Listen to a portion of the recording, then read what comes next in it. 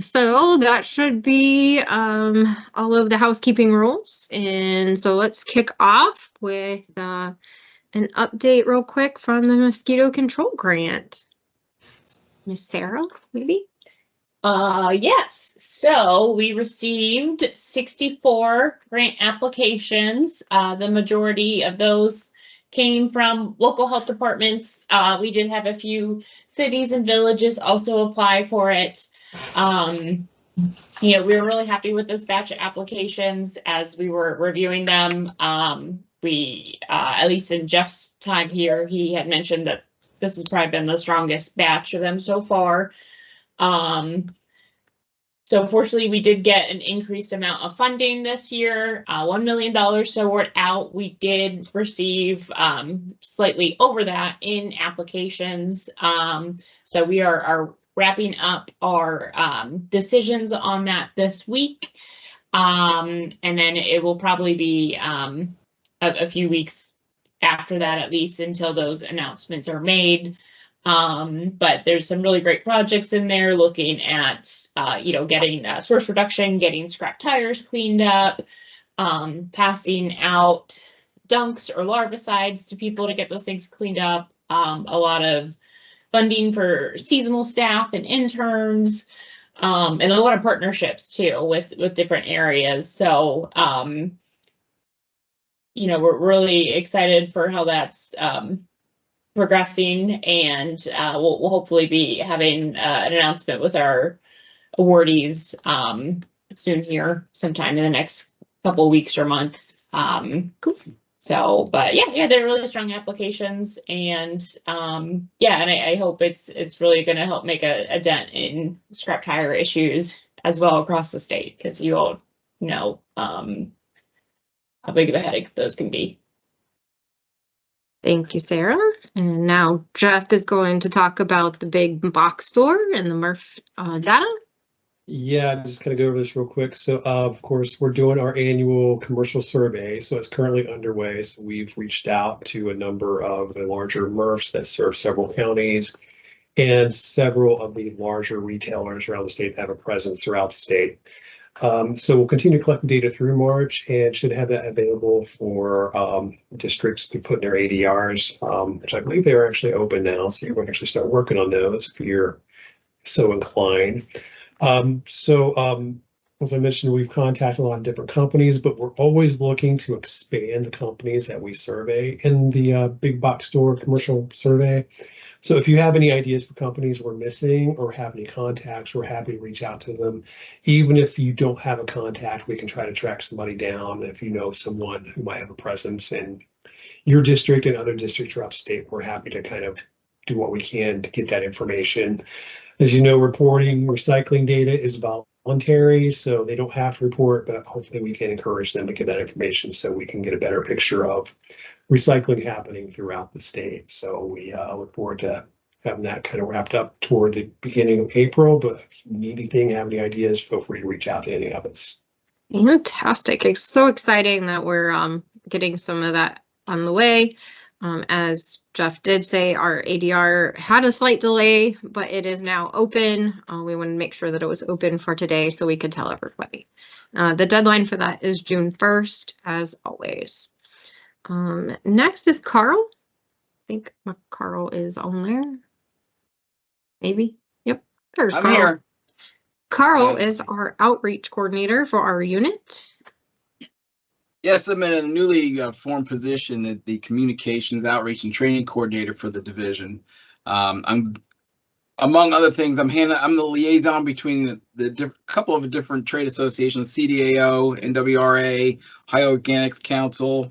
Right now, I'm also helping coordinate the landfill operational rules that are coming out. The newly revised rules are coming out, and we're going to be preparing some, we call them road shows, different training and presentations, not only to our local health departments, but also industry and our own division and any other agency employees. I'm also involved in other training events for the division that we're related to, and also helping coordinate different video shoots that will help promote the division as well as other activities that are within the section and the rest of the division.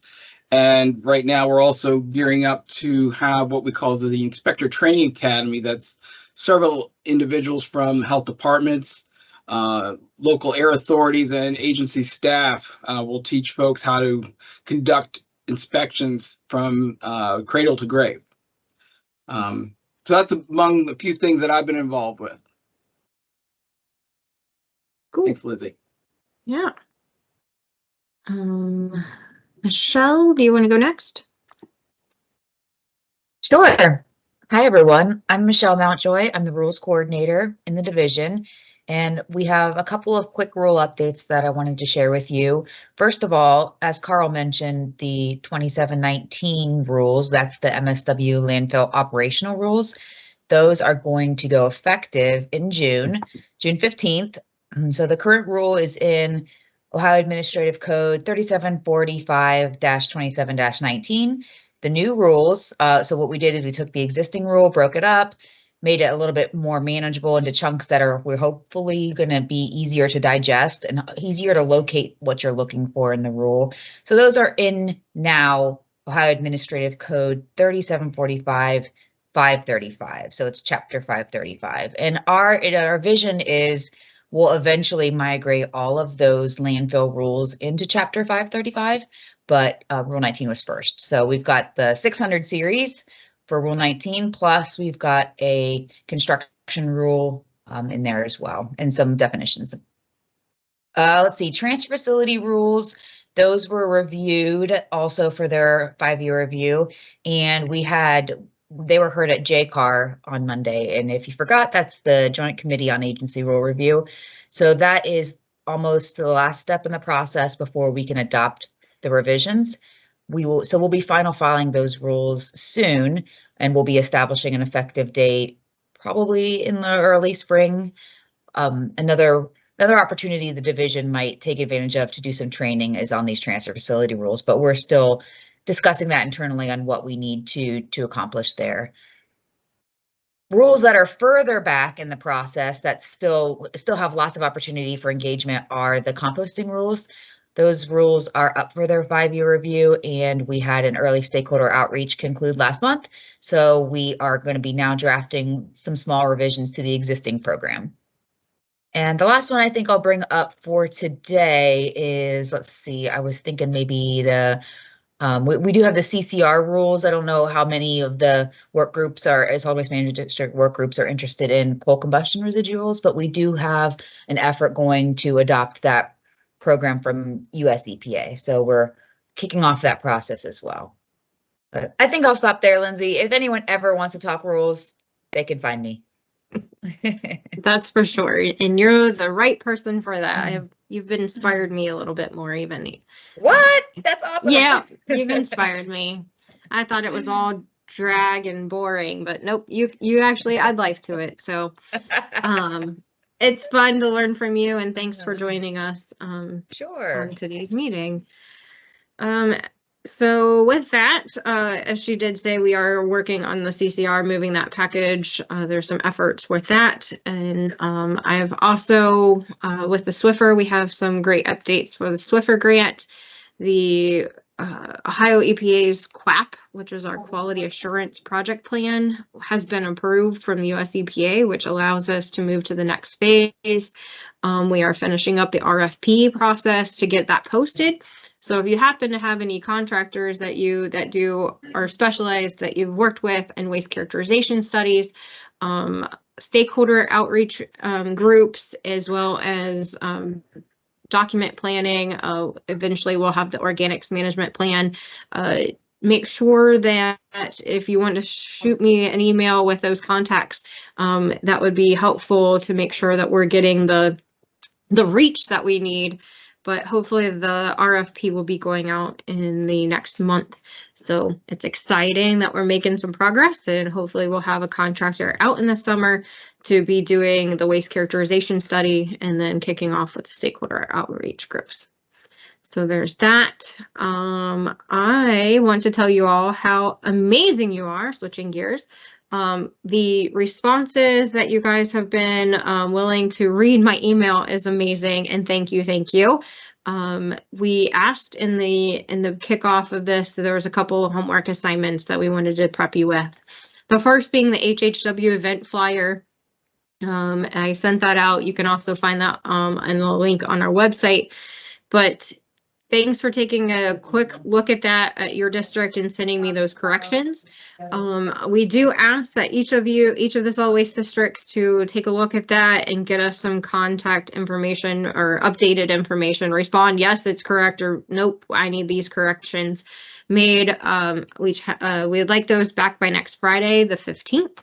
And if we don't hear back from you, you're going to get a call from us. This has been something that we've been directed to update.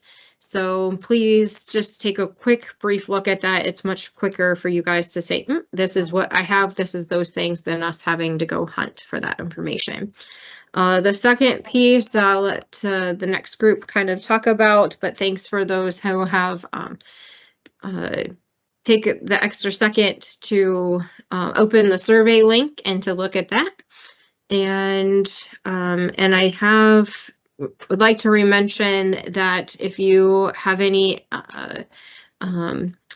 programs coming up or have a special type of project that you guys have just implemented, to make sure that you are sending us an invite to those or sharing us that information. We love to, at least I do, I love to share what you're doing across the state. I think it's a great networking opportunity, and it also helps support all the great work that you do, so that the director knows exactly what's going on out there even. So it's exciting. The great things that each and every one of you are doing. We are here to be a cheerleader and to support those efforts, and just make sure that you are communicating those as well. We do our good will to try to find those projects and to highlight, but we would like to have that back as well. All right, I think that's all of the Ohio EPA updates for now. I'm going to switch it over to Brad and Jen for Oswego updates, and then we'll continue moving on with our agenda. Well, thank you, Jen. Jen, thank you, Lynn. Excuse me, thank you, Lindsay. I just wanted to, I had a few things to kind of go over. Just as a reminder, our next Oswego meeting will be a joint meeting between Oswego and Ohio EPA. We're going to offer that both in person and virtually. There has been a link that's already been sent out for that. If you guys have any questions about location, directions, parking, anything like that, please feel free to reach out and follow up with me on that. There is just as a reminder, I know Jim Scora sent this out earlier in the week for the Montgomery County. There's a HHW training held by Buckeye Fauna. That's April 2nd through the 4th at the Montgomery County Solid Waste District. If you have any questions there, again, feel free to reach out. We can put you in contact with Jim on that too. And if you have, just as Oswego members, if you have any questions, please feel free to, well, I sound like a broken record here, but please feel free to reach out. And we'll certainly put those questions out to the group. I did see it pop up in the chat. The joint meeting will be May 2nd, and that's at the Columbus, and I want to make sure I tell you right. The Columbus, just bear with me here.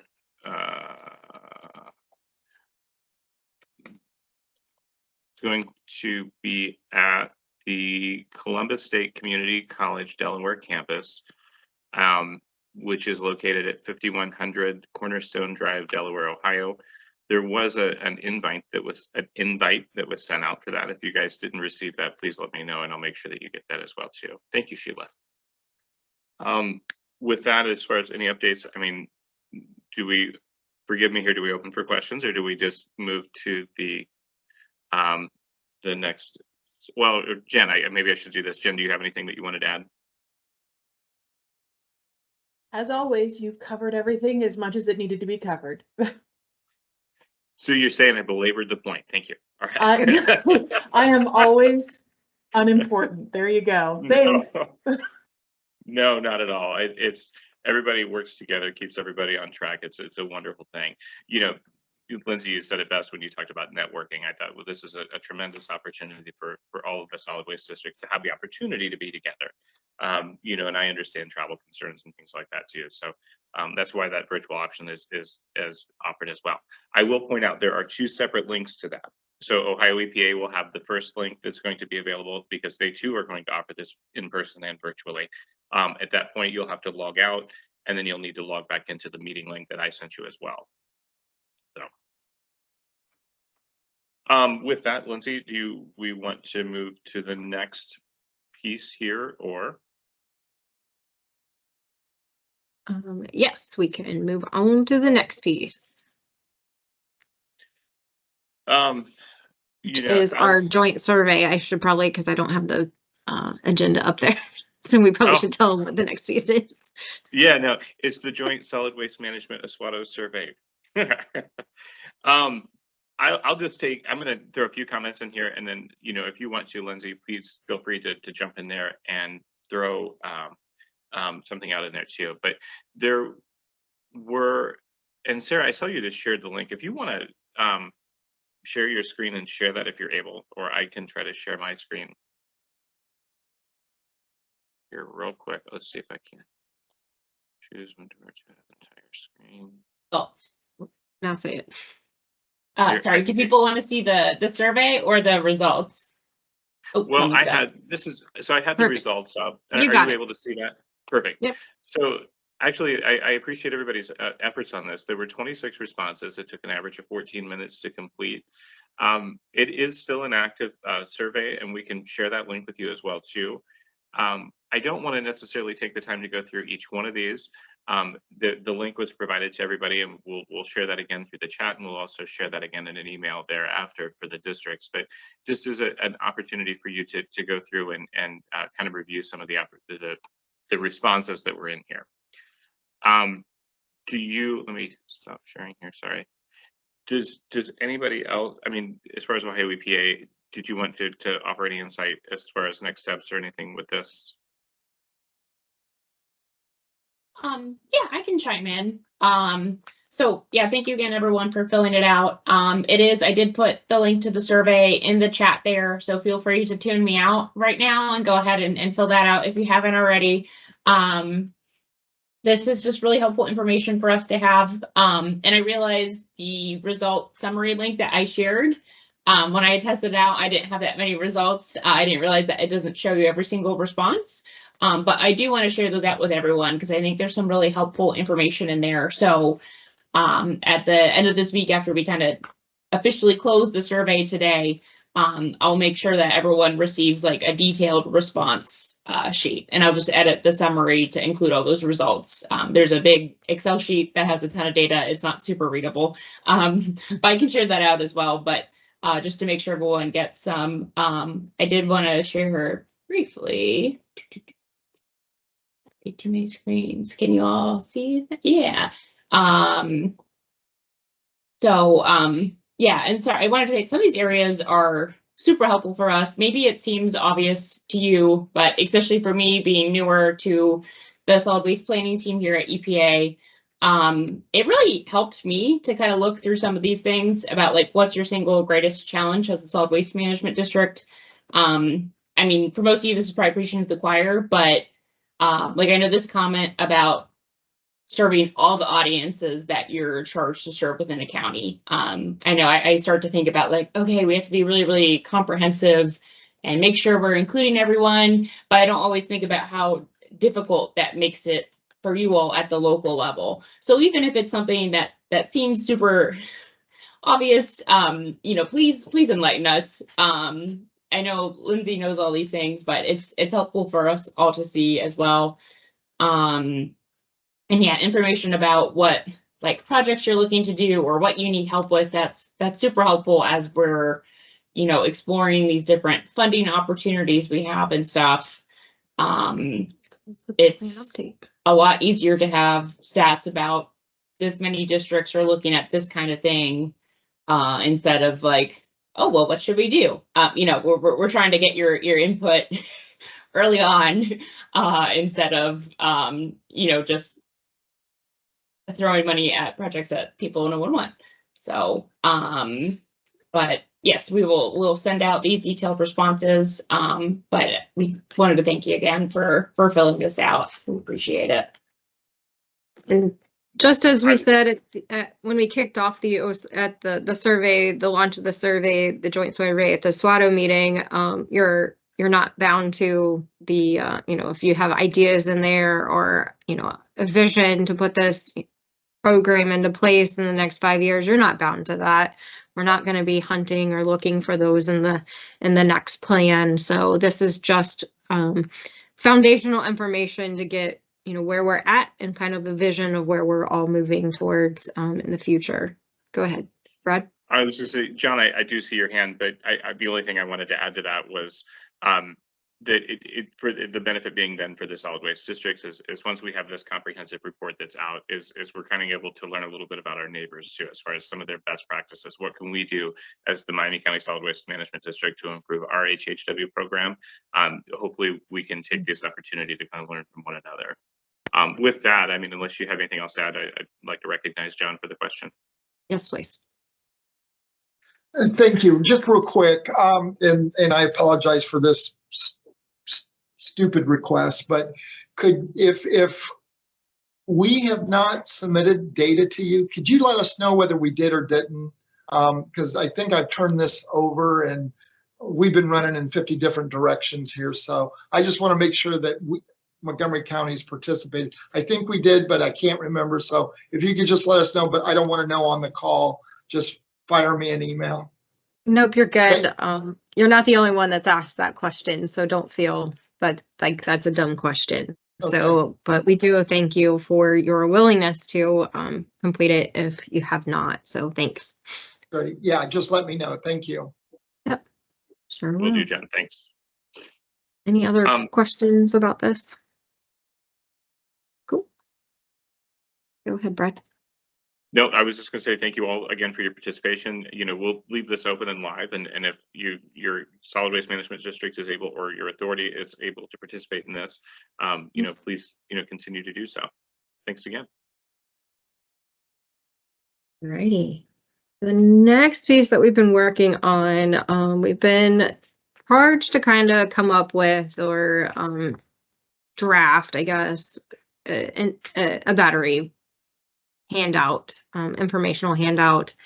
So Sarah has taken the lead on this big task because she gets my ear full of, hey, we did it this way, and I know that this other solid waste district does it this way. So there's really 52 different ways out there, or probably 88 different ways out there that we're all managing batteries differently, and we all have very different opinions and management skills depending on our resources and our local options that we have. So. But since Sarah's like the newest person on our team, she got the short end of the straw, and I will turn it over to her. We did send you the draft version of this option for your comments, and we did receive a handful of people back. But as mentioned in my email, we do have about 10 minutes set aside to discuss this flyer. Yeah, so naturally with this flyer, we went about this a bit backwards, went ahead and created this instead of actually asking you what you want or need or what format is helpful for you. So I thought I would walk this back a little bit now that I've been here a bit longer, got my feet under me a bit. I actually had, and I'm not sure if this feature works for people who are joined by a phone. So I apologize that I didn't include everyone, but I have a couple poll questions. Sorry, with all the surveys. But okay, so for batteries, is it more helpful to have us create guidance that's just meant for you at the district level, like more technical guidance?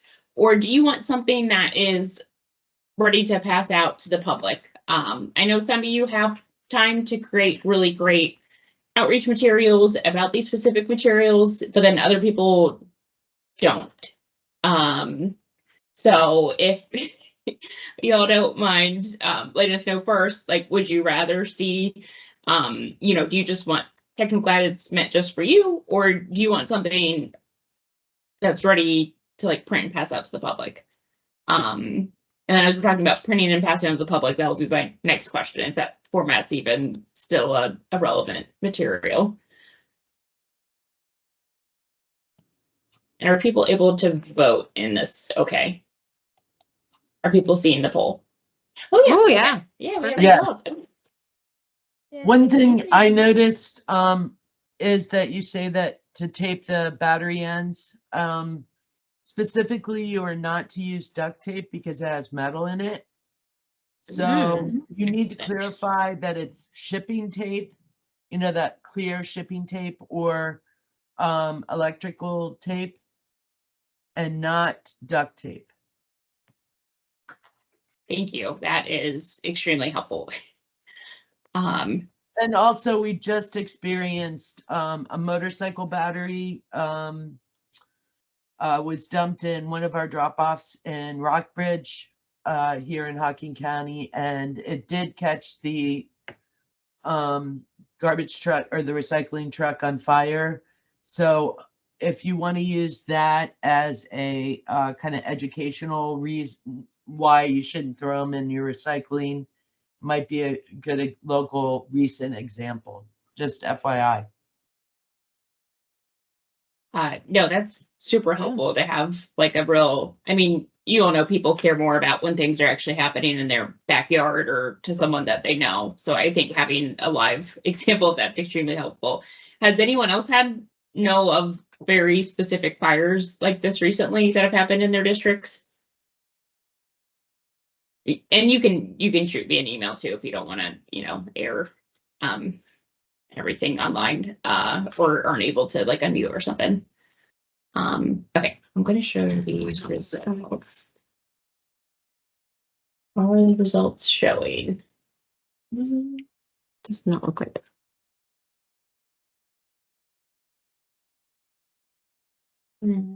They may have to access the chat to see them. It shows kind of after you do it. Oh, you have the second one up. Why would you rather technical guidance or just district or something that can be? So that's our first question. So my next question then is the format of it. You know, we were charged with creating a one pager. But then as I think about it, how often, and I know it probably varies from district to district, but how often are you actually printing out things and passing them out to people? Or would it be much more helpful to actually have like draft posts for social media or images, or even for us just to have a little website that you can link your own materials to or link to in a post or something? If there's any ideas on there that I didn't include that you would like to see or that would be more helpful to you, please feel free to throw those out as well. Looking good. Kind of tied. Yeah. And these ones you can vote on multiple if you would like multiple options. Now you tell me. Sorry.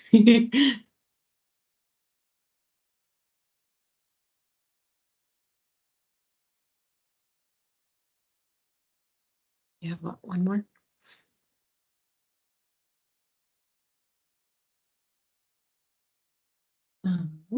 Okay, and I think everyone can see the results after they respond. Thank you. Okay, and then my last poll question, sorry. I know this is kind of a controversial topic or a hot topic, speaking of fires, to steal Brad's joke from the other day. So I see mixed messages everywhere I look. How do you feel about telling people to put alkaline batteries in the trash? And again, this is one where you can select multiple. And if you don't have a strong opinion, you know, feel free to just not say anything. Or if anyone has any comments that they'd like to add.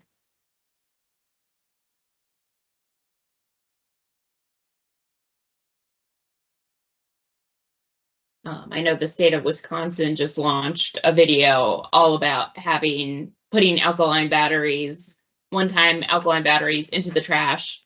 And it was kind of a weird video because like the trash was actually like a swimming pool, which I thought throwing batteries into water was maybe not. It was a bit confusing, but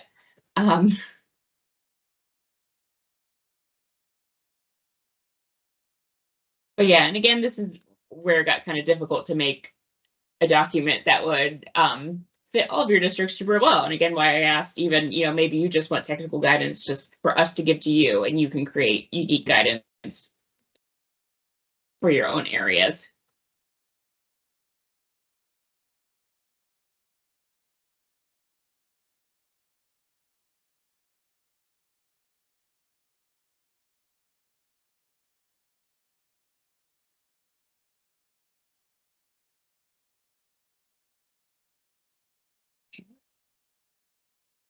Very helpful. And just for anyone who didn't have time to view it, I'll share what the battery what we have so far looks like on my screen, but this is still needs to be beautified by our communications department, and of course we are going to incorporate the changes you suggest.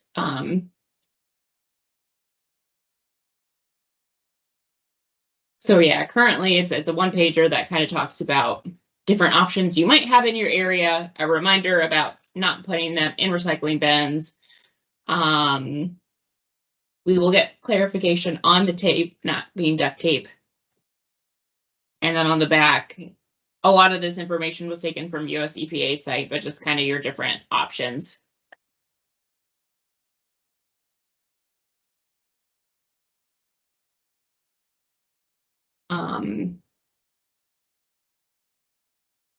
So sorry, I don't have a full question for this, but is offering the trash just as an option for alkaline batteries and not telling people specifically like, hey, you should just stick these in the trash? Is that as confusing?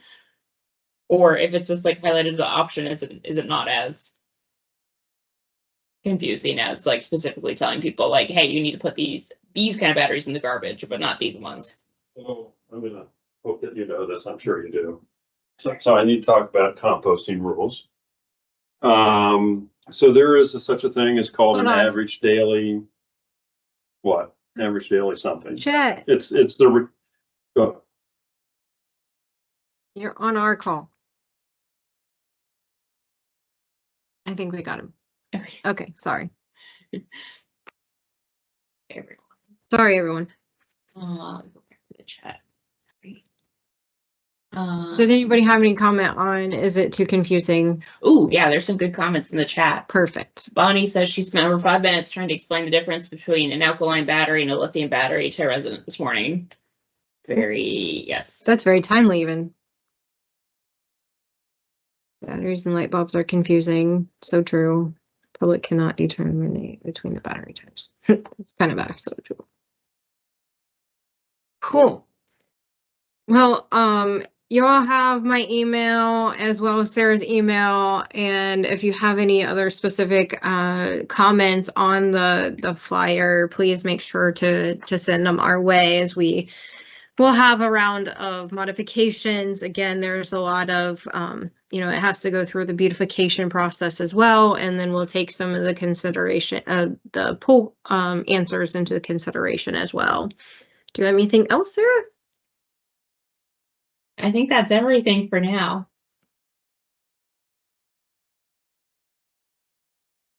And yes, thank you everyone for the feedback. We appreciate it, and we'll incorporate this, and I might reach out to a few of you for additional guidance. So we appreciate it. Thank you.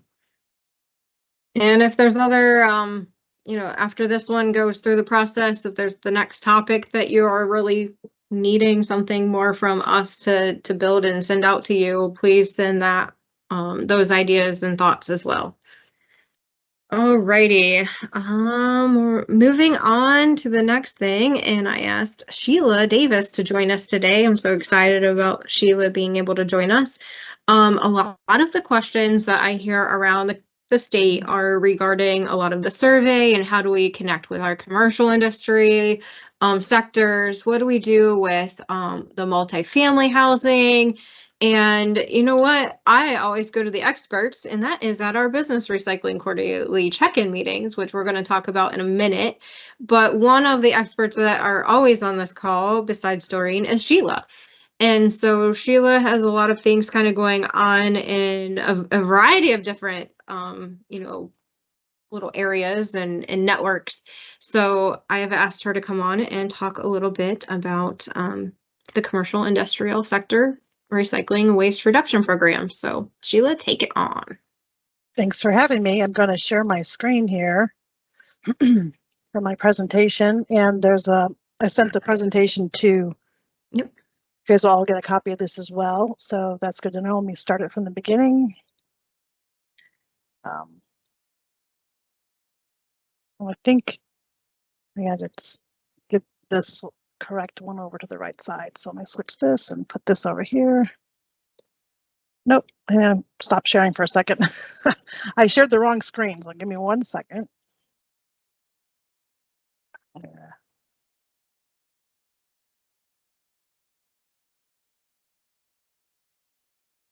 Share my screen again. All right, so I think you guys can see that's it's not on the right thing to start with, but so basically this presentation is about the diversion initiatives, like she said, engaging multifamily and properties. I'm going to talk about multifamily first. That will be the majority of the conversation, and then civic organization second. And if we run out of time, happy to have one-on-ones with anybody who'd like to, talk about it specifically for your district. When you are looking at SWACO's multifamily approach, multi-prong approach to recycling, we are partnering with communities to help spread the word that we have resources. So our economic development, business, zonings, all those people are aware that we have resources that help multifamily. We also joined both the Columbus Apartment Association and the Community Association Institute to help property managers know that these resources are free. And these organizations like CAI, that's your homeowners associations that maybe are condo units, they're national. So there might be a chapter in your part of the state, not just in the Columbus area. And we also created these resources that live at the swaco.org site. The resources that were created were designed to help property managers implement sustainable programs, and the resources also support recycling education. They were created originally as part of the phase 1 pilot study that we did with the city of Columbus, and that was in 2021 and 22. It was part of the financial support from the recycling partnership. And then from that the phase 2 rolls out to other parts of the county and included, what the findings we learned from phase 1 and how to implement and be more successful at reaching property managers in phase 2. So the things that are important also to recognize here is that when we're partnering with these property managers and commercial owners, we know here, like locally here in Franklin County, that based on the 2020 survey, 45% of households are living in multifamily. So we know it's a targeted area. It might be similar that you have a high growth area in your community, but ours is definitely in the apartment space. We've already achieved the 97% of single family homes at curbside getting recycling. So we know that this is an untapped significant portion of the population that doesn't have access to recycling. Well, back in 2022, SWACO did conduct surveys and public opinion poll, and we discovered that residents want to recycle, but 1 in 4 indicate that there's a lack of on-site recycling. It's their biggest barrier. And so while we're doing that great research or that great work at curbside, we recognize that there's less than half of residents living in multifamily have access. So that's part of the why as to why we created these educational toolkits, which I'll share here shortly. But also while I was looking at building this presentation, and because I'm the business person, I wanted to throw in these stats that we also collected during the opinion poll about business and commercial composting and recycling, because It shows a paradigm shift that 78% surveyed believe that businesses should be required to offer recycling to customers, and that there's a greater likelihood that people are going to shop at a business that uses environmentally friendly products, and that 80% of residents like to see that recycling and composting efforts are happening at their place of work or school. So there is a high percentage of people that want businesses to do the right thing as well. So this particular slide shows a banner ad. It's a clickable ad. It's actually on the Columbus Apartment Association's website. So this is one way we're promoting the program digitally. The information that's about our family resources, we have 3 things we're going to cover here: resident education toolkits, property manager kits, and then the other resource that we provide is that help in assisting them to find a service provider that can meet their needs. So let's talk about the toolkit first for residents. We created a 1, 2, 3 instructional sheet that identifies what the frequently asked questions might be, and it shows in pictures how to use the tote that they're receiving to recycle. There's also a cling that's not a magnet, it's a cling, and I'll talk about that in a second, but that's also part of the kit. It makes it super easy for them to have the information they need in their home.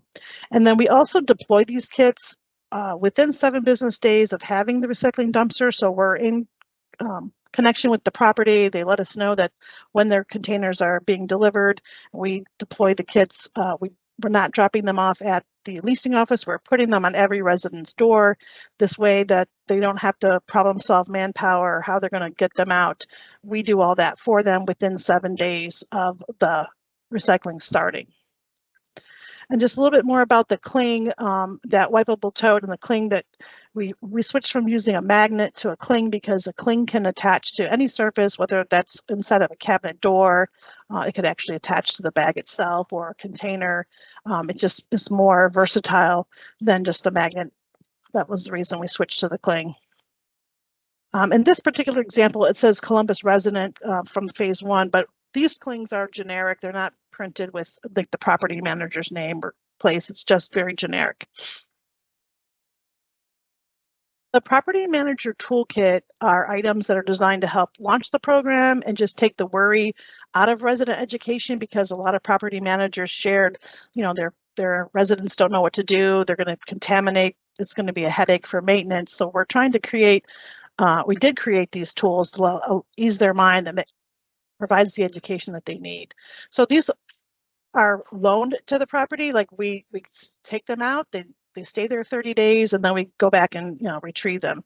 We put them up where they would like us to. Like we kind of collaborate with the facility person to what would make sense and where they go. So we got a vinyl banner that can be hung on any enclosure. We also have the directional signs with lots of different arrows depending on where the dumpster might be on the property to help navigate where to find it. We also, if it's a HOA and they own their own dumpsters, they can easily convert trash dumpsters to recycling dumpsters. We have the decals that go on there, and there's a picture of a 8-yard dumpster that we have the decals on there to provide the information for that. And we install those as well. And the property kit also includes the education, like the no plastic bags messaging, those types of things as well. In the indoor materials that we provide, there's a pull-up banner that would be used in your leasing office, like maybe you're promoting because it's a new amenity. That's available that we loan out. And we also provide a set of 3 posters. We don't collect those, they can have them. They can either be hung in maybe laundry area or community room, wherever they might want them. Not all properties want the posters. Some have requested them, some have not. We just deliver them. We don't go back and collect them. So to summarize some of these challenges and opportunities that we learned about that you're going to come across and face when you work with multifamily is reaching the decision maker. Multifamily properties are usually owned by conglomerates or larger investors, so getting to the decision maker can be a challenge. Generally, the person that's on site when you walk in the door or leasing office is not the decision maker, and you just have to navigate, who to talk to and work up the chain to get to the right person. And that's kind of why joining the apartment association or those other industry groups allows you to get to decision makers or people who would be in charge of those amenities for the property. The other thing that we identify as a challenge is space, because there's properties that were built that aren't designed to have more dumpsters, so they don't even know about valet type services where there's doorstep recycling. So we can educate them on, yes, you can still recycle. Yes, you don't have space for it. Let's connect you with the valet provider, and they can still get the resident education.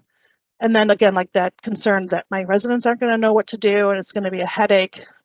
You know, I always encourage, can we just start with, you know, cardboard recycling, because so many people get packages delivered and so much cardboard is in multifamily space that if you just simply even offer cardboard, you know, that would be a win. So before I move to the next topic, I just thought I'd check to see if there's any questions in the chat on the multifamily stuff. And Lindsay, you'll have to probably tell me that if there is or not.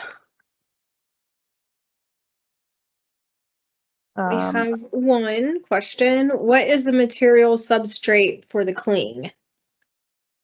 It's a repositionable type of material, and I can certainly find and get from our printer like what the exact material is, but I don't have it off the top of my head. It's actually printed on a postcard, and we can also use them part of our Recycle Right mailing campaign that goes to households. So they receive it, they can receive it in the mail and then just peel it off. It's the same collateral that we use for multifamily. I like how it's multi-purposed. Yeah. I had a question about the valet option. Is that a fancy word for like curbside option, or is that like a third-party valet service? Yeah, so just sorry. That's okay. Surprisingly, I didn't know that was even an option either. Surprisingly, there are properties that there are businesses that will come door to door and pick up your trash. So you literally live in a complex and you put your trash and your recycling on your doorstep, and somebody walks by and picks it up, and whether they're transporting that to a dumpster on site or they're literally they have a truck that comes through and then they're putting the stuff in there. So one of the vendors here locally, Trash Cab, provides that service. They're valet. They handle the trash room. They handle the cleaning of that, because there's no dumpsters on site. Like there's a service industry that exists that works with properties that helps them navigate recycling and trash that maybe that, you know, if you're not aware of it, they may not be aware of it, but they're out there, and that's called valet service. It's just a generic, like a concierge type of service. Well, thank you for that clarification. That was very helpful. Thank you. Yeah, and also the leave behind flyer that we created to work with haulers so that the sales reps could have something to leave behind, like, hey, you know, let's sign up for a recycling service, and by the way, here are some free resources that are available to you. We have that collateral, the 1, 2, 3 instructional, all that stuff. I did send to Lindsay so that you have it with you when the materials are sent out after the meetings. You can have a look at what that looks like. So I also work with collaborating with civic organizations, and one particularly came to mind. It happened in December. The landfill received a call. They had a semi-load of bananas coming to the landfill. Nothing wrong with the bananas. They were rejected at the distribution center because of temperature. So when the temperature is not maintained, you know, bananas go bad faster, and there was 26 pallets of those. So trying to understand, we can understand food donation and how things flow, but semi-loads of food is a lot to handle, and try to figure out how can we educate distribution centers and places that are handling even food producers. So when we met with the Mid-Ohio Food Collective, our collaboration efforts were designed to just understand what they need to know to be able to accept a load of food. How long does it take? Because, you know, a driver's not going to wait all day. They have things to do as well. And also a lot of the people we're talking to, a dispatcher might be from Chicago. They're not from here. They don't even realize that they are driving past the food bank to get to the landfill. So we're trying to, how can we better educate our community in that distribution space? So what we're developing is a half-page flyer that explains that the driver has to take a picture of what the load looks like. So he's at the dock, the load gets rejected for whatever reason. He needs to take the picture, and he also needs to tell us in an email that he's sending the pictures to the reason it was rejected. So it was rejected for temperature. And then there's a direct communication between the driver and the food collective that allows them to triage and decide what they're going to do or how they're going to handle it, or if they can handle it, and kind of work with their own plans. And within 2 hours, they could have an answer for where to take the load. So this flyer has yet to be created. We just started collaborating on this.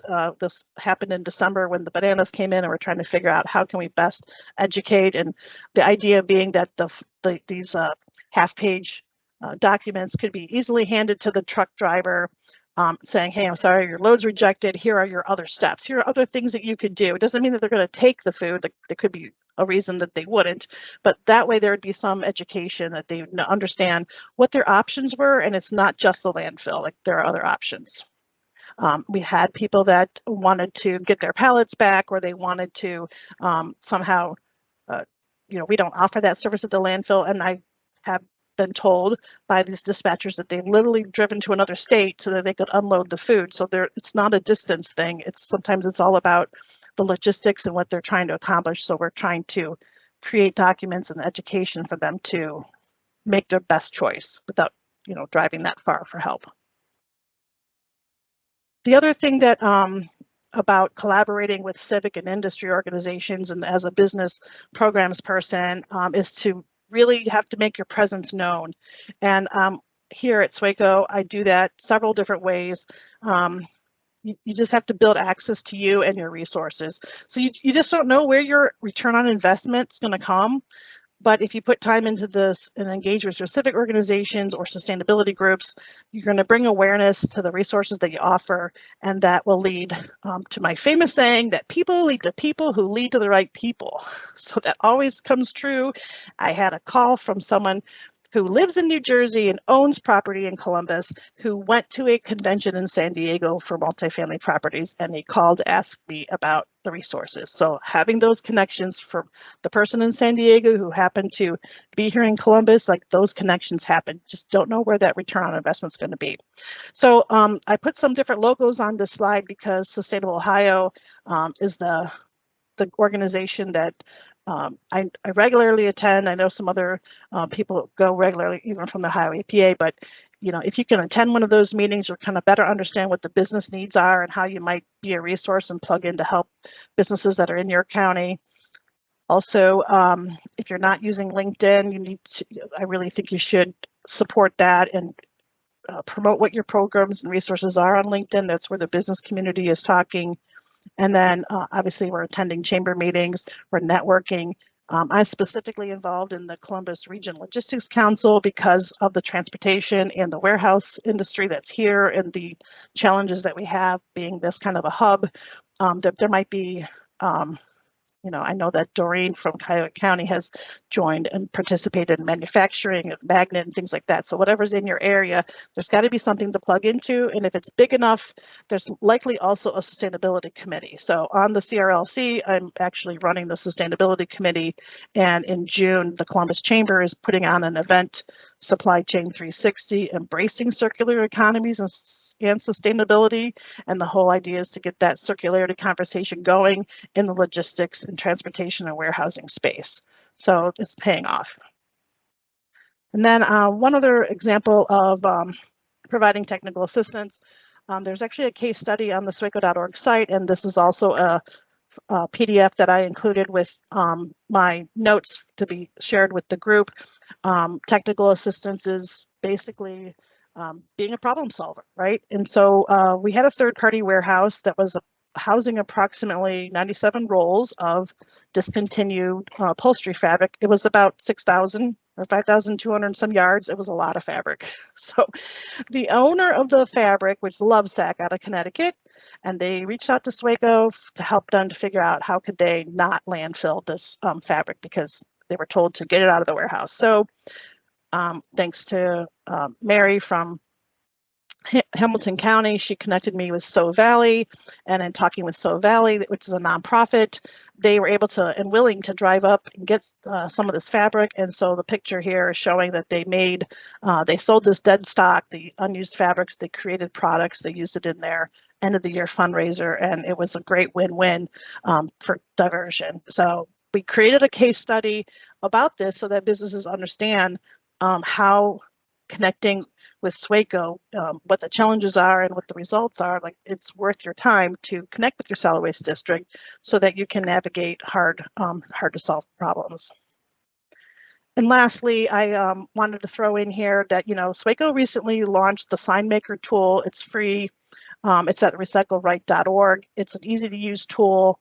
And it's great. It's really helping businesses who don't have the time to, pay for signs or make signs. We use our own tool. It's easy to make a customizable sign. It's related to our district and what's available as far as what can be recycled. And it's super easy at recycleright.org. Happy to talk to anybody who wants to connect directly. That's my contact information. I know this is a lot of information. You probably feel like you're drinking from a fire hose. Trying to get it all in there. Under 20 minutes. I'm done. Because you're awesome. And thank you. We did have one question. It was back when you were talking about the bananas and the sheet that you're making. How does, who will take the call and the photos of the load? Is that through the food bank? Is that that regional approach? Is that you? Kind of clarify that. We're trying to put the onus on the driver. So basically we're in between the food bank and us, we're envisioning that if you run the fast forward play, the driver shows up, he finds out the load's rejected. So he's going to get a sheet of paper that says what he needs to do. Like, before he closes the doors on the dock, take a picture, show us what it looks like. They want to see, and then share why it's being rejected. It could be out of temperature, it could be short on date, because I think distribution centers want the maximum 30 days, but the food bank maybe could take yogurt at 15 days. Like, there's that difference. That's why it was rejected. It's still good. It doesn't need to come to the landfill, and they can kind of triage and figure out what's next. So the responsibility is all going to be on the person who is dealing with the load. And the other challenge too is that's a third-party logistics person, so they cannot make that decision themselves, but now they have the information to share with the dispatcher, who could then talk to the shipper or the owner of the food, the manufacturer. Like, there's that supply chain of command that they have to go up to.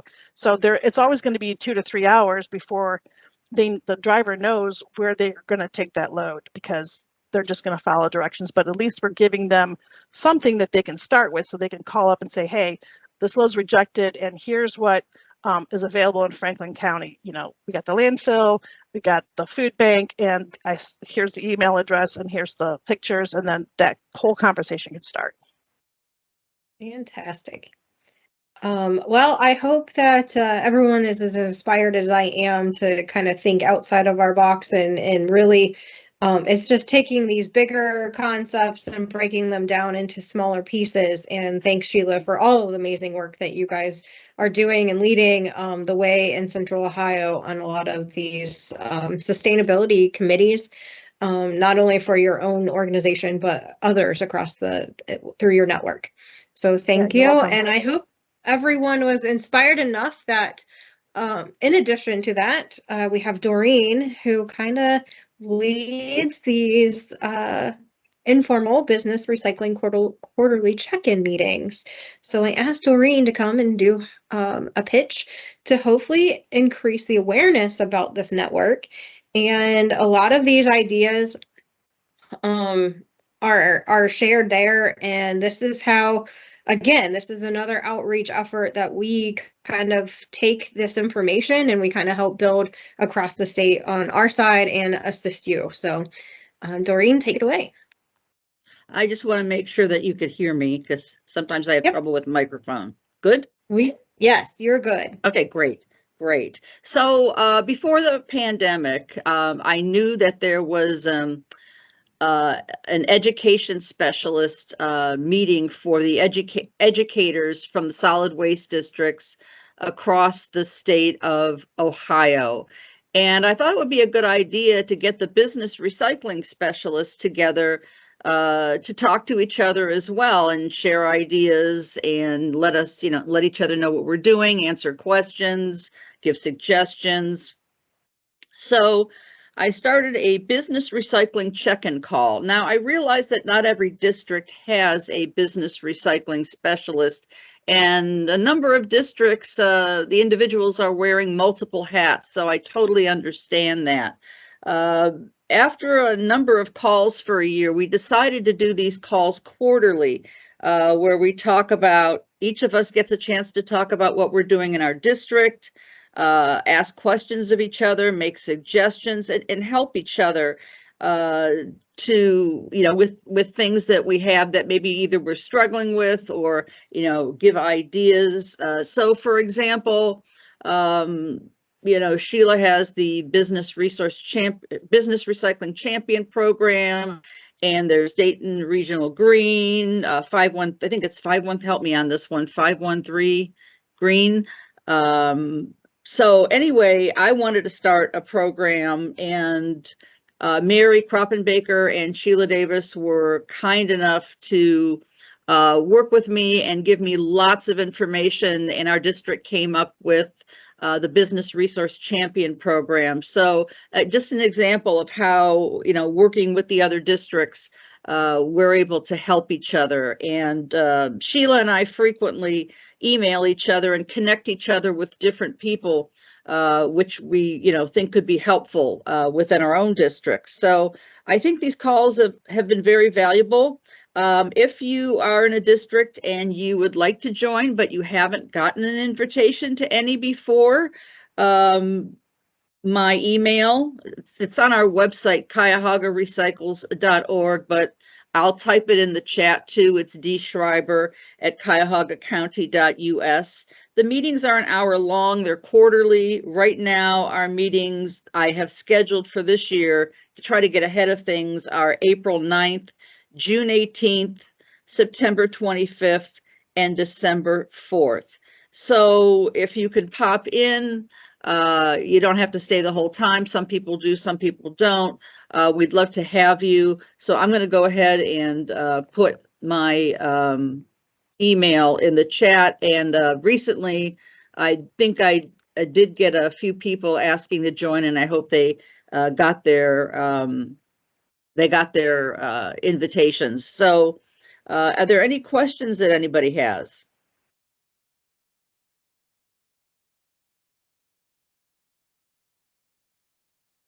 All right, so if you don't have any questions, hopefully that some of you will email me and ask to join, or if you have questions that after the meeting is over, again, please feel free to email me.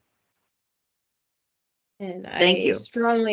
Thank you, Doreen. I appreciate your time, and I do strongly encourage, even if you don't have a business person in your area or your district, just listening to some of the conversations really spurred my ideas on how to better connect with even my local mom and pop shop.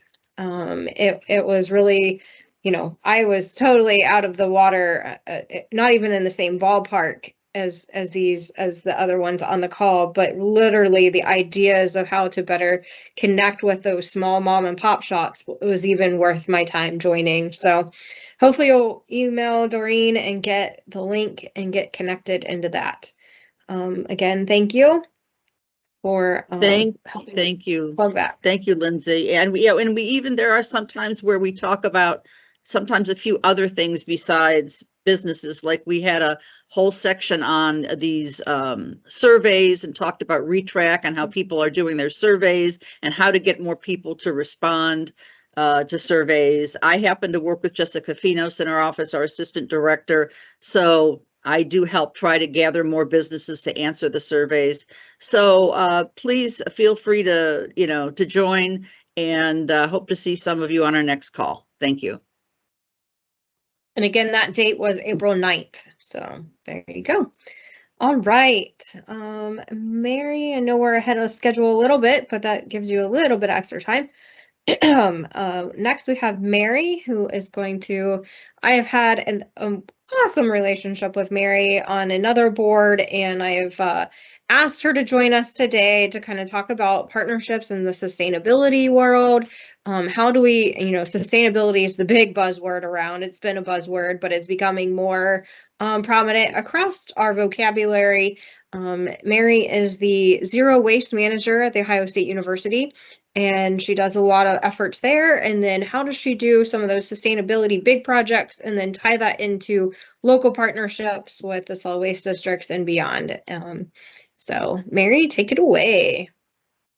Thank you. Good morning. Appreciate the invite to this call. It's been really informative for me, even though we work so closely with SWACO. I feel like I learned about a few programs that I didn't even know about. So let's make sure you can see my screen. Can you see this? Yes, it is in the present. Yep, there you go. Great. And Lindsay, I only am working off one screen today, so if you get questions in the chat, please let me know. Sounds good. Great.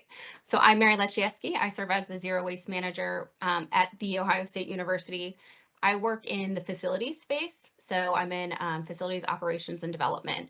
And we have a two-pronged goal within our department. So the first is we run a small hauling and recycling operation. And then the second is that we advance our zero waste goal, which I'll speak to. So today, Lindsay, we'll speak about our public partnerships and collaborations. We have a few private that we're really proud of. So if you have any questions on that, happy to answer those offline. So just a quick agenda. I'll go into some of our Ohio State sustainability background. I'll focus on a few zero waste highlights over the past couple of years that we're just really proud of. And then I'll give a couple of collaborative public project examples. And as you can see, we have our main ambassador for zero waste, which is always Brutus. So if you aren't too familiar with Ohio State, just to remind you of the numbers, we really do consider ourselves a city within a city. So we say that we have over 100,000 people step onto our campus to work, to learn, as well as to receive patient care at some of our hospitals. So we have over 67,000 students, as well as over 37,000 full-time equivalents. We are ranked the first public university within Ohio and the 17th nationally. And to accommodate all of those activities, we have over 600 buildings, and we actually have 7 hospitals on campus. And as you can imagine, that we generate a lot of waste. So we generate over 24,000 tons of material annually that we account for in our annual diversion rate. And that we really take a stewardship opportunity to try to divert that from landfill. So just running you through our sustainability journey, we have had, formal sustainability goals within our culture. These were set in 2015, and they're very broad. So they are cross-functional. We have teaching and learning, which are goals 1 and 2, and that really looks at how we integrate sustainability concepts into our curriculum. So how are our students getting that when they go into the classroom? Goals 3 and 4, which are research and innovation. So what are our researchers doing and how can we advance sustainability outside of our campus bounds? Outreach and engagement, goals 5 and 6, which examines how we might have students engage with sustainability topics in the co-curricular environment. So what kind of clubs, service opportunities do we offer? And this is really the space where we focus, which is our research stewardship. This is goal 7 and has many sub goals, which I'll show you. So this is these are our, 8 resource stewardship sub goals. They span from looking at our university's fleet carbon footprint, locally sourced food, ecosystem services, which examines how we use our land and green space, potable water consumption, zero waste, which we'll definitely get into, our building energy consumption, and what we purchase on campus. We also consider our carbon neutrality as our North Star goal. So that's really what all of this is driving towards in an attempt to mitigate climate change. But I will tell you that the university's zero waste commitment is probably the one that students, faculty, staff, visitors, that they identify most with. So we call it the gateway to sustainability. So if you can have the best energy efficient buildings, the most, use the, the fewest water per weighted campus user, but if folks don't see your zero waste efforts, your recycling and composting options, they see that as like ground zero. So they don't think you're doing any of that. So we really want to show people our zero waste commitment across our campus. So this is it. The Ohio State University has committed to achieving zero waste by diverting 90% of materials away from landfills through recycling, composting, reuse, and waste prevention. We consider this our aspirational goal. And then we have, we set annual targets that will hopefully get us closer to that. And just some notable achievements. Once again, Brutus in the stadium, recycling right. Since 2010, we have been the largest stadium in the world to consistently achieve zero waste. We do that with a partnership, which I'll speak to in a minute. We've won multiple Race to Zero Waste case study competitions. Molly Kathleen, who I know many of you have worked with in the past in a consultant role, she's the one that submitted that, and we're able to bring that home. We also have won the Keep Ohio Beautiful Education Award, the National Recycling Coalition Outstanding Higher Education Program Award, and the SWANA Chapter Buckeye Award. And looking where we've come and where we are now. So these are our Ohio State's zero waste trends since FY15. So if you can see this trend line, which corresponds with the right axis, when we set the goal in 2015, we were at about a 29% diversion rate. And since then, we've increased that to just over 41%, which we're really proud of. Also, this story tells you these columns correspond to the left axis. So this is, the total tons that we are generating. And then the gray for Ohio State, gray is landfill, red is for recycle, and then green is composting. And so you can see that we've definitely increased the amount of material that we've generated as we've grown our campus. We've grown residence halls, different hospital buildings. We had, of course, a decrease during the pandemic, but we're trending upwards. But I think what's really encouraging about this is that from FY15 to FY23, which is our latest year, we see that landfill number has stayed pretty steady while our recycling and composting has grown. And then just a brief FY23 material breakdown, because I know you guys are all garbage nerds just like us. 59% of our material was landfill, while 29% was recycling and 12% was composting. If you squint really hard, you might see Aaron Olton doing the waste characterization study in this photo. But the way that we really set what we're going to do is by using data. So in FY21 and FY22, we did a two-phase waste characterization study. We obtained cross-sectional data to identify and implement strategies to increase participation, reduce contamination, and target our most impactful materials. And these are our takeaways. So within for our organics opportunity, this is what really stood out to us. So of all the materials that were sorted for both trash and recycling, 27% was organics material. And so that includes food scraps, post-consumer, pre-consumer, all the compostable containers that we purchase, compostable fibers like paper towels, as well as animal bedding from all of our research labs. Our recycling opportunity, 30% of the materials in the recycling or in the trash were recycling. And then our contamination rate. So this was higher than we wanted. So 21% of the materials in the recycling was trash. And from that, we generated a pathway to zero waste, which is really a three-pronged approach. And I won't go too deep into these, but I just want to touch on it. So we see waste prevention as the best option. It's the most affordable often because you're buying less. And we're, as a university, we control to some extent what we bring to campus. And it's also the most environmentally preferred because then you eliminate all the carbon emissions related to manufacturing as well as transportation and packaging. And then recycling, of course, increasing recycling and composting. This is one that we're really excited about. a program that we launched last year. So within our Traditions dining halls, we launched a pilot, dining services launched a pilot in spring and then expanded in fall. And so they eliminated the all single-use to-go containers and replaced them with plastic reusable containers. They did this through really using technology. And so we used a company called Topanga, integrated that with Grubhub, which is how students order their meals.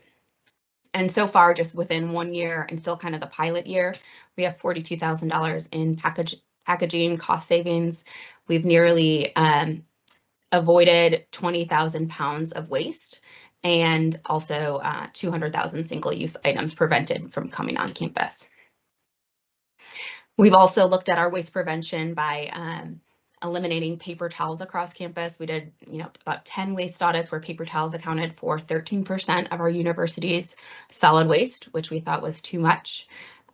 We purchased and installed over 200 units. And then for those of you who are familiar with human behavior, we learned that we must remove the paper towels to realize the benefits. So you can't just install a hand dryer, you also have to take away the option of paper towels. And this is the photo that we call the $400,000 photo. So this is what we got a grant, an internal grant, sustainability grant from the President and Provost Sustainability Council by just showing this. So this is 1 day of waste of unused paper goods from our main library, Thompson Library. And so if you can extrapolate this out from our high volume buildings, you can imagine just how much unused paper goods we were throwing away. And then additionally, we've done a lot of work to standardize recycling infrastructure and standardize frontline staff training. We have zero waste brand guidelines. Red is for recycle, black is for trash, and green is for compost. Once again, you might be thinking, why are you using red for recycle? And it is because of the school up north. Our branding would not let us put blue everywhere, so we use red instead. But campus has caught on. We also have done indoor and outdoor bin standardization. We launched an e-learning module for all frontline staff this year. We perform periodic building waste assessments, so just brief ones with our zero waste interns. And then of course we track building level data for all of the buildings that we manage. And then I'll just get into the collaboration. So I really want to note that this is just, I cherry picked a few with our public collaborations. This is really, most of them are, within a facilities partnership, but across campus, there's many researchers, many staff members that are working on waste issues. So first, I want to highlight Ohio Department of Rehabilitation and Corrections collaboration. So if you aren't aware, ODRC operates 3 composting facilities across the state, one of which is located within London, Ohio. And so that's half-hour drive from Ohio State.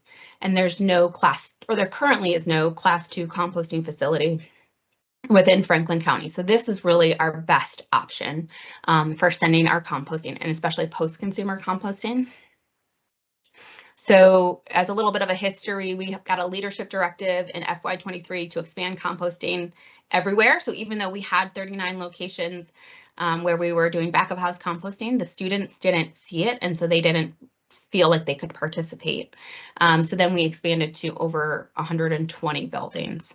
We prioritized 109 buildings to expand to. We looked at diversion impact, space for infrastructure, the existing infrastructure, as well as staff buy-in, which I'm sure you all know is really important, that the people on the ground make it happen, as well as visibility, since our students wanted to see it. And I will tell you that this is only possible with the manual sort and collaboration with ODRC. They provide, feedback weekly, as well as, hey, this was too contaminated. We saw this kind of in this load, but they will sort it for us. They won't reject it, which is great. And then they'll also provide feedback on the products we're purchasing. So we just went on a tour on Monday, and we found out from our cafes, we still buy those brown compostable containers, and they said they don't break down as well as we had expected. So we're going to revisit that, hopefully with some reasonable options in the future. And then this is another positive piece related to composting. So we have public compost collection in over 90% of our residence halls. It's an opt-in compost bucket program. And last year, over 1,800 individual students signed up for a bin. So this is just two enthusiastic compost volunteers who are giving their time, wearing our Buckeyes compost swag, and passing out these small bins that students can take in their rooms. And if we look at our FY23 results, so we measure our collaboration with ODRC, not just with tonnage, which was over 500 tons diverted from the landfill, but also with this social benefit. So this is really seen as a collaboration to reduce recidivism and provide benefits to the workers. So far for the people who have participated in this program, there's 100% post-incarceration employment. And I'll tell you anecdotally, when we go there and we hear from the guys, and you'll say, hey, I'm getting out in 30 days and I have 5 job offers and 15, 20 grand in the bank. I think that's really what shows us that it's meaningful to them. And we also gave them, last year, we paid $33,000 directly to incarcerated individuals, not the fees to ODRC. So we, as an external partner, are able to pay minimum wage, which is much higher than a typical wage for the incarcerated people. Another positive program that we did was, this is Molly Kathleen, this is her program. So Molly applied for a SWACO Community Waste Reduction Grant a couple of years ago. So this successful pilot launched with about 150 off-campus student households, and it generated about 1 ton a month. And we have strategic locations across campus. And since then, in just the past couple of years, we've expanded from 4 to 8 drop-offs. And then over 2,000 faculty and staff have signed up so far. And then we try to make it seasonal. I know a lot of different groups do this, but we do specialty drives for holidays like pumpkins, Thanksgiving, where you might have a lot of food waste, as well as Christmas. So this was, I can't remember the exact dollar amount, but I think we've received like around $15K from SWACO to implement this program. We also received from SWACO a hospital waste reduction grant. So this is Lauren Cook's work over, she's a sustainability consultant at Wexner Medical Center. And this emerged from the Central Ohio Hospital Sustainable Materials team. So it was a collaboration between SWACO and the Ohio Hospital Association, which they started about 3 years ago, to provide Central Ohio hospital systems with an opportunity to meet with peers and subject matter experts on materials management. So there's 4 hospitals that were participating, and from this, SWACO actually created a grant up to $35K that required a 20% match for hospitals to implement some of the projects that they had and solve problems that they had identified. So what we did is we added a composting at home drop-off program for OSU East, and this is a hospital not on our main campus, but in the near East Side neighborhood, which is an opportunity neighborhood that really was lacking compost drop-off infrastructure. We also did bin infrastructure improvements. So these are our standard bins at the Med Center. They need to have this shredding bin. Some locations didn't have this throughout our hospital. So that is exciting. And then really the bane of our existence, which is our bulk waste, we're really struggling with. As you can see in this upper right-hand corner, this is what they call the Red Sea. It's where things just kind of show up. And then there used to be a roll-off off the dock where this just kind of got tossed. But, as folks in the recycling industry, I'm sure you can see like, hey, there's a lot of good metal items, or this looks like a microwave. So then they worked with different recyclers and moving companies to try to divert as much of this as possible. One of my Mary, while you're talking about the hospital, we have one specific question about that one. And this is a topic that I know that I dabbled a little bit when I was at the county level. How much contamination is there in the recycling bins at the hospitals? Great question. It depends on the site. So not all of it goes through our main dock. So we have, I want to say 5 or 6, and I might be wrong on that, outpatient sites. So the contamination there, we haven't measured, but we've gotten positive feedback. We haven't got any negative feedback from our recycler is what I'll say. on the main campus, we have had issues with contamination. And so we're working on implementing and launching a program. It's going to be June this year, where we're doing education with custodial staff, updating signage. Part of the problem was not even contamination what's in the bag, but just using the wrong colored bag. And so within that dock, it was really busy. What would happen is there's 3 compactors, they get pulled every day. If one of the compactors went down for like some sort of mechanical reason, then they wouldn't have anywhere to put the trash other than the recycling compactor. And so that just caused a lot of contamination issues. So I think this year the dock renovation will be up and running. And then we hope to have some of those contamination issues fixed. Yeah. Does that answer your question? Yeah. I think you got something with this hospital thing. I know that we've been approached from hospitals. I know I was working at a local hospital in the county. I feel like there's a lot of opportunity, but there's a lot of challenges to be worked out as well. Somebody asked, do you post these with all the bulky items? Obviously you recycle or scrap some of the stuff that you can. Do you utilize the Ohio Materials Marketplace or other avenues to kind of track some of that? We don't currently use Ohio Materials Marketplace, but I'm in conversation with Reaply on how to do that, because that is, I think, the next step. We have an internal surplus department that manages assets. Yeah, that can be reused internally. And then I think there's a couple of vendors. I think one is Handle, and I'm going to forget the other one, that will handles like specialized medical equipment, because it's our surplus department. It's just, they don't know the value necessarily of certain medical equipment. It's just not their specialty. So we have some options, but I think Ohio Materials Marketplace is our next step. Well, we'll be looking forward to all of your results with all the new pieces with the hospital that you're doing this summer, and maybe in a year or so you can come back and give us an update on how to start tackling the hospital world a little bit farther. All right, well, you can go on. That was the last question for that. Oh, great. Okay, cool. So I only have 2 more slides.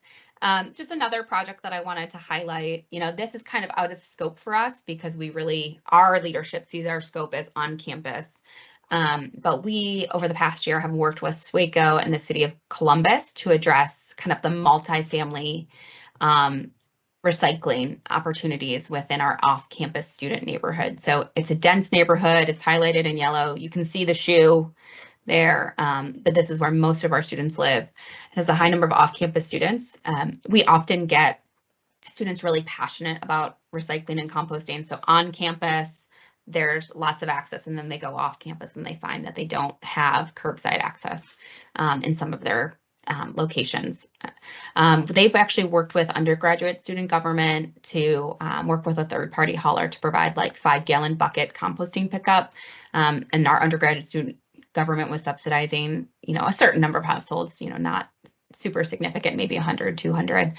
But we know that recycling access is a challenge in this area. And so then we identified 3 potential sites over the past, 9 months. And then we're excited to say that we've secured a tentative commitment from one community site in the off-campus neighborhood. And really, SWACO is going to be doing the heavy lifting to secure that and get the contract in place, and they're going to be servicing that. But just an opportunity where we can all kind of help in different ways. And then lastly, I think sometimes within facilities, we get so focused on our metrics and our operations and efficiency, we can overlook some of the really positive avenues and aspects of working at a university. So this is a project that happened last spring. We worked with Professor Susan Millsap's design course, which is called Design Activism for Sustainability. And it was just really joyful and a lot of fun. So the students created these 2 mobile pop-up engagement wagons. They made like a zine, which was like a little handout on how to compost. These stickers, which I just love, compost is appealing. I'm a sucker for a pun, as well as seed paper handouts. So all of these cards are made from reclaimed materials. They went to our surplus department, took apart different pieces of furniture and pallets, and came up with some great designs. And then we collaborated with Amy from Swaco, who gave a small funding gift to the design department in exchange for one of the wagons. I think she got this one that says, "What will you compost?" For their education center, which hosts, over 5,000 school-age children annually. So we're excited that these are going to get a second life within the community. So that's the end of my formal presentation. Happy to answer any questions folks may have. I'll stop sharing my screen.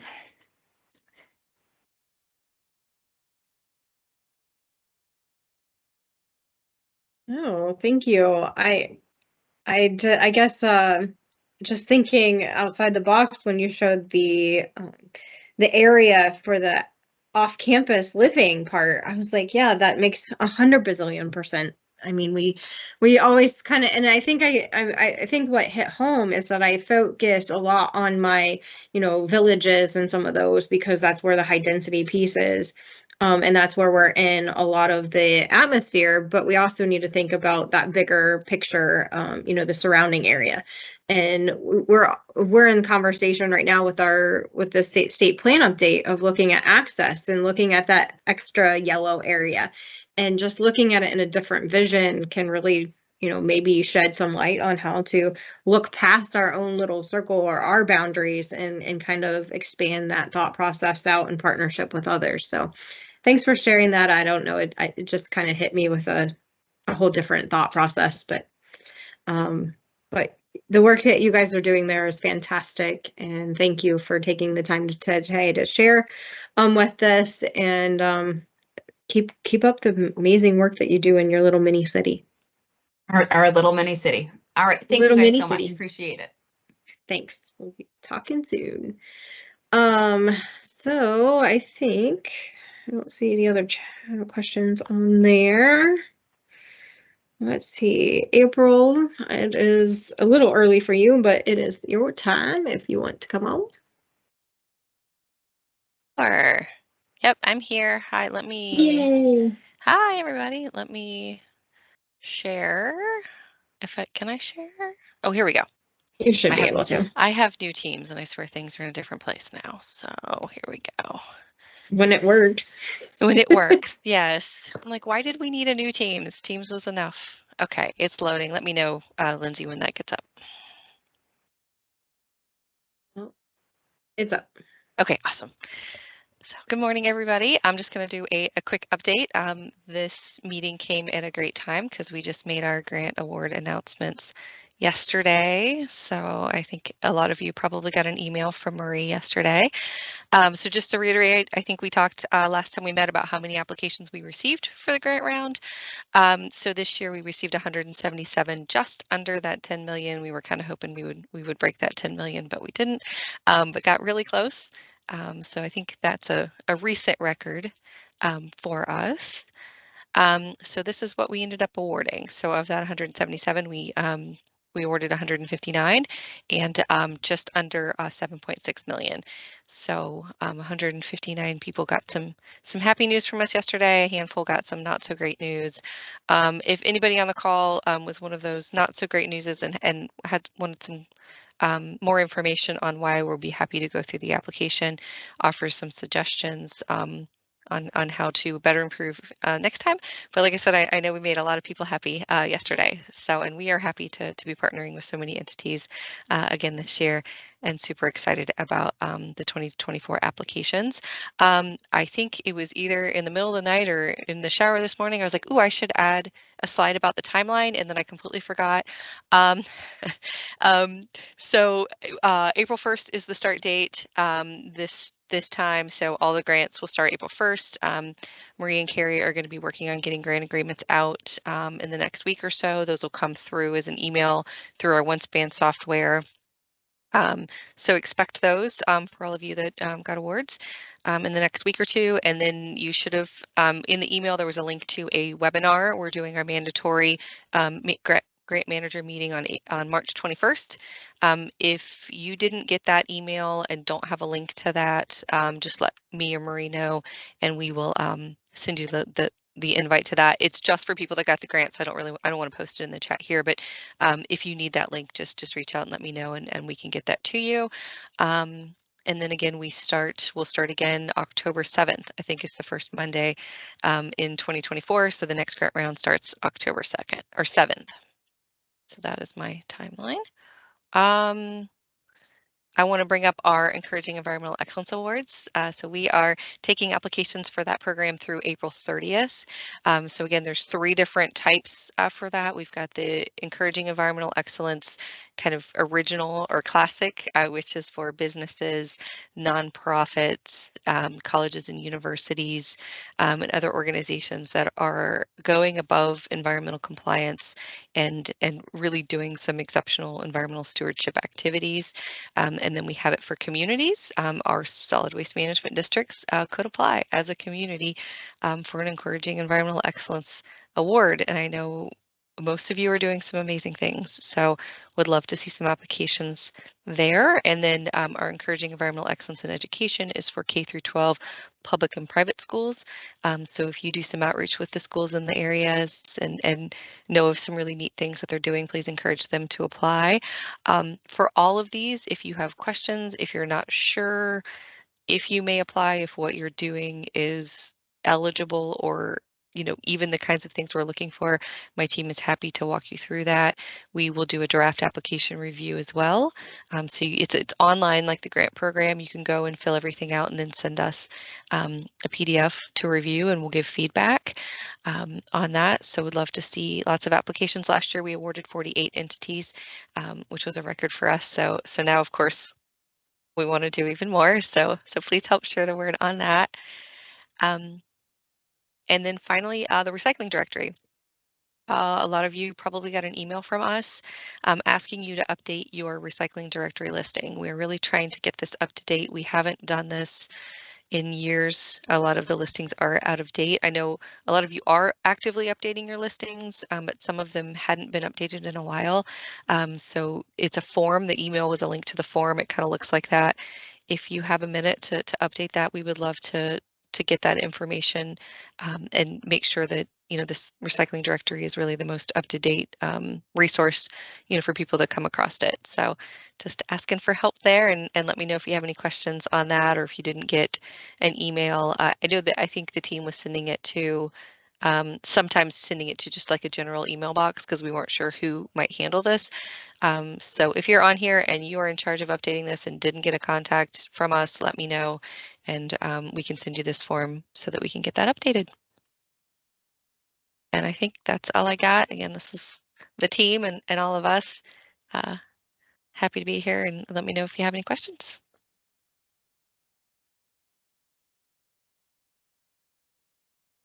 Thank you much. I look forward to hearing, this is one of those things, I look forward to hearing about all of the grants that were awarded this year. So it's always inspiring to see what the next, steps in our plans moving forward is. And so thanks for all that you do in your side of our shop, and thanks for the collaboration as always for joining us today, and thank you. And if you do need that link or such, just either reach out to me or April, and we will make sure that we can get you in touch with that. And it looks like that's the last of our main piece of our agenda. If there's any other questions, do we update the recycling listings? Okay, April, are you still there? We have a question. If we did not update the recycling listings, can you please let us know? Yes, I think we are tracking who's responding, and yeah, we will. Perfect. You mean like send reminders and bug you? Is that what we're asking? We can do that. Yeah. Or maybe we can coordinate with you and kind of coordinate our collaboration efforts. Maybe that's a conversation that we should have, so that we're not overly bugging. Does that make sense? Absolutely. All right. Yeah. Well, we'll figure out a way to make sure that you're updated as well as some of our stuff. So All right, thank you for that. Anybody else have anything that we need to discuss before we close out? Anything hot on our ideas or burning question? These work groups helpful?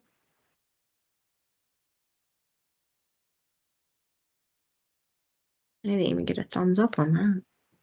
Darn.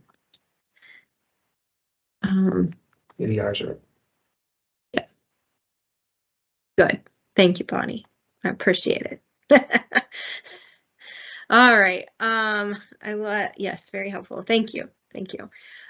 Just making sure that we were doing the right direction for that while we had a few extra minutes, because sometimes, things can get off track, and just making sure that we are on track and that this is kind of the vision that you have for these meetings.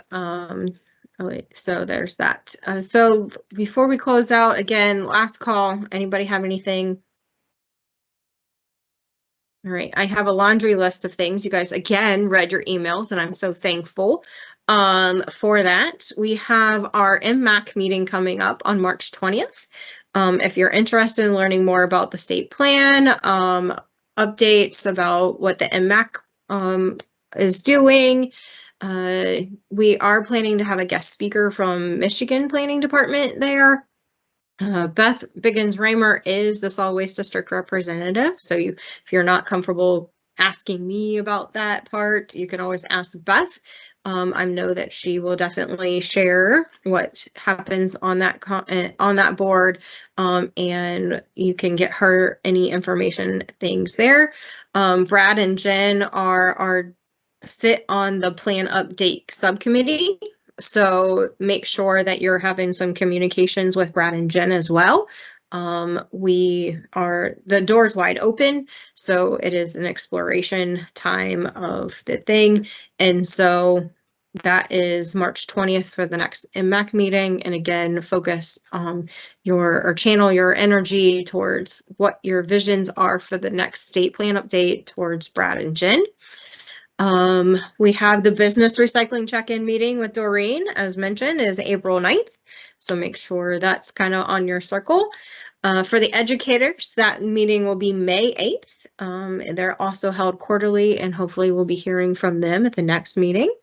OAL PRP sent me the C.R. Myers Memorial Scholarship information that is open up until April 15th. That is the high school kids. And then I also think that they have another one for professional development if you are for OAL PRP.